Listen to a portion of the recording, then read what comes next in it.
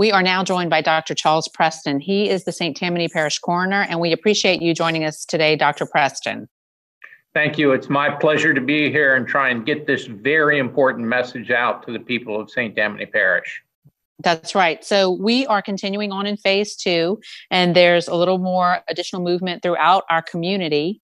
And I wanted to ask you if you can tell us from your perspective what you think people should continue to do in order for us to slow the spread of COVID-19 as we continue through phase 2 and hope to kind of move into phase 3 sooner than later. So from your perspective, what's the best advice you can give our citizens?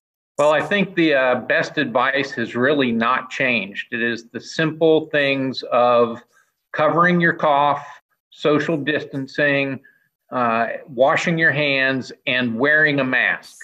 And wearing a mask really is a critical function to try to stop the spread of the virus. We know that the viral particle is spread through talking and coughing and shouting, and the louder you're talking, the further that particle is going. So it's very, very important to protect yourself and to protect your neighbors by wearing a mask. A mask is essentially the only vaccine that we have right now. And just like for an injectable vaccine to work, we have to have herd immunity and everybody has to use it. It is the same thing for the mask. We need everybody in the population to wear their mask to slow the spread, or it is going to grow like wildfire and the consequences will be catastrophic. And can you clarify for people, when you wear a mask, you are tell people who you're protecting when you wear the mask, because there's a lot of misinformation out there, and we want to put out the right and accurate information about what you're doing when you wear a mask and who you're protecting when you wear a mask. Well, of course, some of that depends on what kind of mask you're wearing, but I think universally you can say that you are protecting yourself and you are protecting everybody around you.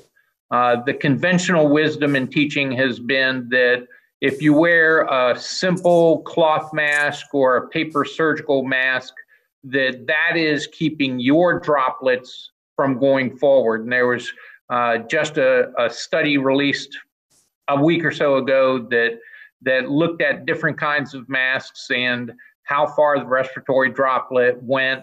And with a 2-ply cloth mask, the droplet went a few inches in front of the person. Bandana, they went almost 8 feet in front of the person. So it certainly is protecting everybody around you, but it also gives some element of protection to the person who is wearing the mask. And in addition, so if you combine social or physical distancing with wearing a mask and then the best practices of hand washing, you have a pretty good chance of, even though you're moving around and interacting with other people, your chances are much greater in preventing the spread of the virus. Absolutely. And you know, we all are hoping for a vaccine, and there are a lot of really smart people working on the development of that vaccine. But, you know, even under the best case scenario, the vaccine has to be tested for safety, then it has to be tested for effectiveness, and then it has to be deployed to an entire population in order to gain that herd immunity. Wearing a mask gives us protection right now. And I think that is absolutely critical, those 4 simple steps: wash your hands, cover your cough, social distance, and wear a mask. Well, we certainly thank you for taking the time out of your day to join us. Is there anything else you want to add to those words of wisdom? Well, I think we all felt the pain of phase 1 the first time that it went through, and I know that President Cooper is monitoring these numbers very, very closely. We always count on our very intelligent electorate to do the right thing for the community.